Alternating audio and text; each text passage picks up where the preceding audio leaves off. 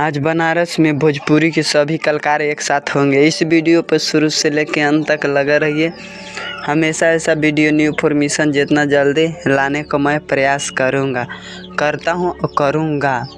आज 13 मार्च है। आज 9 बजे से सभी कलाकार एक साथ होंगे।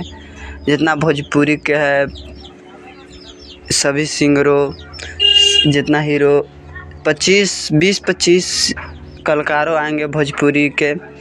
और इस गाने को B4 यूट्यूब चैनल पर रिलीज किया जाएगा। अब आज से ही, आज 13 मार्च, आज से ही 9 बजे से शुरू होगा। बनारस में से पटना 80 घाट पटना वहाँ शूट होगा। और इस जो आसपास के रहने वाला है जा सकते हैं, देख सकते हैं। और धमाल और बवाल मचाएगा।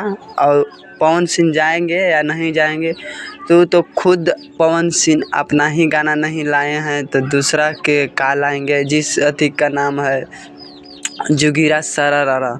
जोगिरा सरारा कब रिलीज होगा तो 20-25 तारीख के रिलीज किया जाएगा। इसी वीडियो पर शुरू से लेकर अंत तक पूरा वीडियो देखने के लिए धन्यवाद।